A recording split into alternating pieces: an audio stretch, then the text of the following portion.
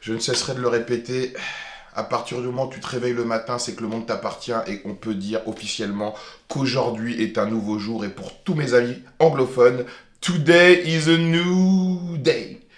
Aujourd'hui, je vais faire quelque chose sur ma chaîne que je n'ai jamais fait. Je vais parler de pathologies liées au fait qu'on fasse beaucoup plus de sport qu'avant, ce qui est une bonne chose, hein, on va pas se mentir, mais le fait qu'on en fasse beaucoup plus, malheureusement, on se blesse également beaucoup plus.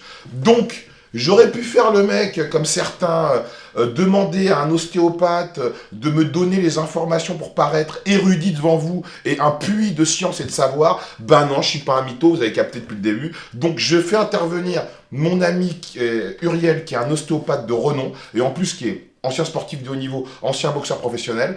Donc on va parler des pathologies liées au fait qu'on fasse beaucoup plus de sport qu'avant. Si vous restez jusqu'à la fin de la vidéo, ben évidemment, vous allez savoir comment ne pas vous blesser et surtout, qu'est-ce qui fait que vous vous blessez. Mon petit Uriel, alors explique-nous déjà, moi, bon, il y a une question qui me taraude. Est-ce que l'âge a une incidence sur le fait. Parce que regarde, il y a des pathologies qu'on était censé avoir quand on avait un âge avancé et qu'on a en étant beaucoup plus jeune. Donc c'est dû à quoi, explique-moi.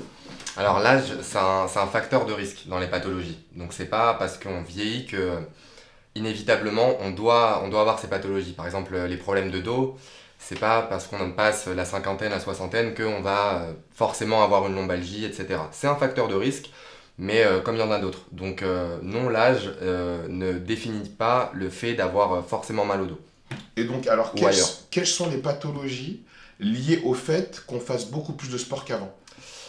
Alors en fait, on a identifié des pathologies liées au sport et la pratique intensive du sport et plutôt en fait la pratique entre guillemets mal faite du sport va montrer, enfin va faire que les gens vont développer ces pathos.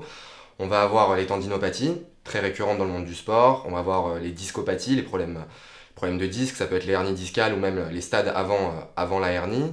On va avoir les déchirures musculaires, tendineuses, les entorses et les fractures. Ça peut être des fractures de fatigue ou les tassements vertébraux. Voilà, tout ce qui va être au niveau du système osseux et articulaire.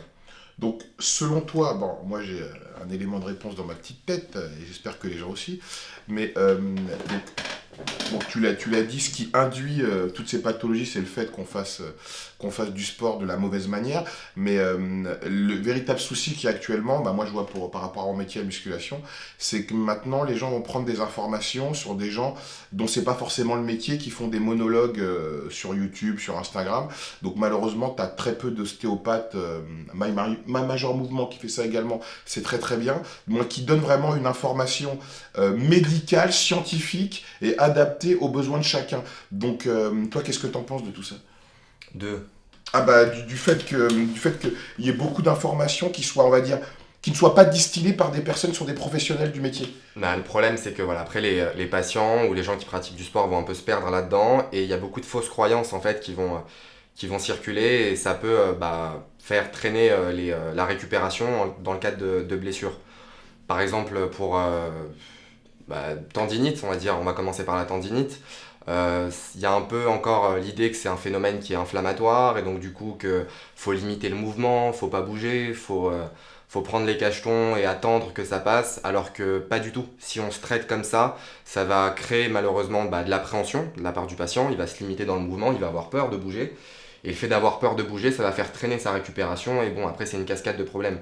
Donc oui, il faut distiller les informations et il faudrait que les gens sur Instagram, sur YouTube, etc. aient un propos basé sur des études pour que les gens y voient plus clair en fait. Oui, donc en fait, on peut dire que la démarche qu'on est en train d'entreprendre aujourd'hui, c'est une démarche saine. Je veux dire, quand on n'a pas l'information, il faut faire intervenir quelqu'un dont c'est le métier, plutôt que d'avoir un peu d'informations et broder autour pour faire croire aux gens qu'on détient le savoir et qu'on est des gens érudits pour la finalité, finir par monétiser et vendre des programmes ou quoi aux caisses. Donc là, vous avez bien compris que le but de cette série de vidéos que je vais faire avec Uriel, c'est vous permettre d'arrêter de vous blesser parce que, bon, toi également, toi dans ton métier, j'imagine que tu vois beaucoup de gens plus jeunes qui viennent te voir qu'auparavant. Oui, oui, il y a tous les âges, hein. Après, moi je vois des bébés comme je vois des personnes âgées, donc, mais oui, il y a un peu ce phénomène du trentenaire parisien qui va venir quand il commence ou quand il reprend le sport dans le cadre de blessures et qui est dans ce vide, dans ce flou d'informations un peu noyé dans tout et et il sait pas comment faire pour se traiter. Donc oui, ça. Donc, de est-ce plus que en plus. tu penses, parce que moi, bon, qui est officier dans des salles low cost, si tu veux, auparavant, quand tu allais dans une salle comme le Club Med ou les anciennes qu'il y avait auparavant, tu étais obligé de prendre un coach, donc évidemment diplômé, qui lui t'établissait un programme en fonction de ta morphologie, en fonction de tes objectifs. Et après, donc, tu pouvais faire, bon, il te suivait gratuitement, mais maintenant, avec l'avènement des salles low cost, ces salles-là, évidemment, coûtaient un prix exorbitant, donc c'était destiné à une clientèle qui avait des moyens. Maintenant, avec l'avènement des salles low cost, bah, la clientèle a changé. C'est une clientèle qui est beaucoup plus jeune. On peut avoir accès à une salle à partir de sa 16e année. Donc, ils n'ont pas forcément les moyens de se prendre un coach. Ces salles-là, c'est du libre service. Donc, il n'y a pas de coach sur le plateau. Donc, est-ce que tu penses que tout ça, bah, moi je le pense, hein, mais est-ce que tu penses que tout ça a favorisé toute cette déferlante de blessures?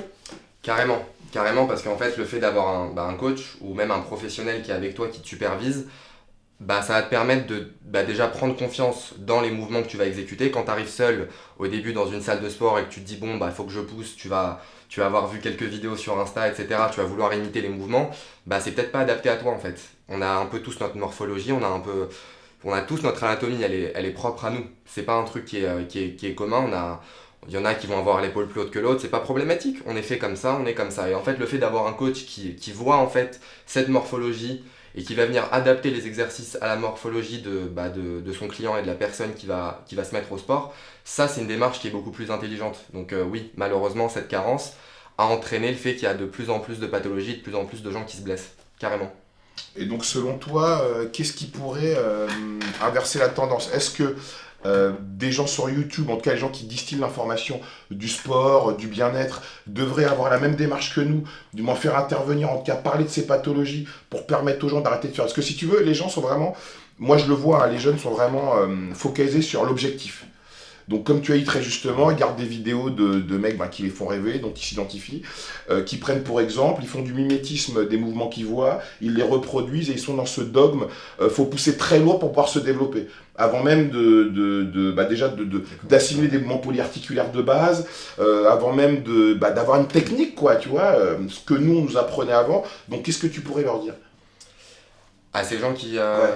qui commencent, déjà, potentiellement de consulter avant, bon, je vais un peu prêcher pour ma paroisse, mais un professionnel de santé, que ce soit un kiné ou un ostéo, qui va faire un bilan en fait, où on peut Mais voir. alors, je me permets de te couper, mais Dis-moi. auparavant, Ouais, dans les salles de sport, il fallait avoir un certificat médical.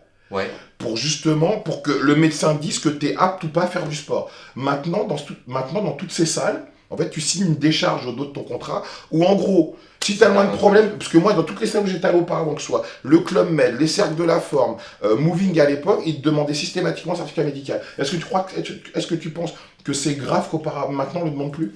alors le certificat médical il est intéressant dans la mesure où en fait ça oblige les gens à faire au moins une visite. Et une démarche, oui. Une visite chez le médecin, prendre une tension, etc. Voilà, il y a beaucoup de pathologies cardiovasculaires en France. Je crois que c'est le premier facteur de décès en France. Donc c'est un truc tout con, mais moi par exemple, je fais de la course à pied. Ça m'emmerde d'aller faire mon certificat médical pour courir, mais au moins voilà, on me prend une tension, j'ai un ECG, il y a un bilan qui est fait. Donc ça c'est intéressant vis-à-vis de ça. Après, est-ce que ça a un intérêt qu'il y ait un médecin qui regarde et qui dise oui, non, toi tu peux faire du sport, toi tu peux pas faire du sport? Non, tout le monde peut faire du sport, peu importe sa pathologie, peu importe ce qu'il a, bon, sauf exception très très très très rare, mais non, tout le monde peut faire du sport. Oui, comme tu l'as dit très justement, il faut juste adapter sa pratique à sa morphologie, à ses besoins et surtout à ce qu'on est capable quelqu'un, c'est con ce que je veux dire, quelqu'un qui a un problème de cœur va pas forcément devenir coureur de fond, quoi. Faut adapter vraiment sa pratique par rapport à ce qu'on est capable de faire potentiellement. Exactement, voilà, chacun sa morphologie, chacun son passif de traumatisme, de blessure, chacun son corps et en fonction de ça, on peut adapter. Mais oui, tout le monde peut faire du sport et peut-être que le mec qui a un problème cardiaque peut devenir coureur de fond, ça dépend ce qu'il a. Oui, après, faut juste travailler, surtout, comme tu as dit très justement, parler, moi, s'acoquiner avec des professionnels du sport, des professionnels de la santé. Après, tu sais, je pense que le véritable problème, c'est que les gens veulent pas investir. C'est-à-dire, venir voir un ostéopathe, ça coûte entre 50 et 80, voire plus. Donc, c'est quand même un coût. Prendre un coach également, c'est également de la même gamme de tarifs, c'est également un coût. Donc, c'est quand même plus facile de suivre un ostéopathe sur Instagram qui te met des mouvements, on va dire, ou des choses qui sont, on va dire, potentiellement bankable et donnant envie aux gens de le suivre et d'interagir avec lui. Pareil pour une chaîne YouTube. Donc, je pense que pour terminer cette vidéo, cette première vidéo, c'est de dire aux gens, les amis, n'ayez pas peur d'investir. La santé, c'est le truc le plus important. Si t'es pas en bonne santé, t'as beau être multimillionnaire, ça ne sert à rien. Surtout, c'est un sport. Moi, le sport en général, il est fait pour être en bonne santé, donc le but, c'est de durer. Donc si tu peux tout faire pour être en bonne santé déjà, aller voir un ostéopathe assez régulièrement quand tu as une pratique du sport, parce que maintenant, tu as dû le remarquer, les gens s'entraînent comme des sportifs de haut niveau, ils s'entraînent 3-4 fois par semaine minimum, ils suivent des régimes assez stricts, ils distillent l'information, moi ils sont vraiment dans le truc. Donc si tu te prends pour un sportif de haut niveau, fais comme tout sportif de haut niveau, qui a une batterie de médecins, de kinés, qui a un staff autour de lui pour lui permettre de préserver sa santé. Tu as quelque chose à ajouter pour Ouais, je vais juste ajouter, par rapport à ces vidéos sur Insta, etc., des professionnels de santé, je pense pas que ce soit une mauvaise chose en Ah, soi. pas du tout, ouais. Ça donne au moins une idée, mais voilà, faut garder en tête que ça, c'est un truc qui est très global et que c'est pas adapté à chacun. Et ensuite, il faut aussi penser que vaut mieux investir en amont sur de la prévention que derrière sur de la récupération et sur de la cicatrisation. Se faire une blessure, c'est chiant, ça prend du temps, ça coûte de l'oseille aussi. Grave. Donc vaut mieux investir sur avant comment prévenir de tout ça plutôt que après galérer à récupérer, être frustré et après aussi monnayer cette récupération. Donc dans tous les cas. Bon les amis, en tout cas j'espère que cette première vidéo vous aura plu, elle vous aura permis de vous instruire et de comprendre certaines choses. Là on a été très global, donc dans les prochaines vidéos qui vont arriver, on va parler de thématiques. La prochaine thématique, ça va être la tendinite, on peut dire qui est le cancer du sport. Ouais, d'accord. Le cancer du sport. Donc les amis, restez connectés. En tout cas, mettez un pouce bleu, notification. Voilà, on essaye d'avancer, on essaye de vous donner la meilleure information possible avec les personnes qui ont l'information la meilleure possible, car c'est leur métier. Ils sont payés pour ça, ils ont fait des études également pour ça. Donc on ne met en avant que des personnes qui sont là pour vous permettre d'avancer. Bisous.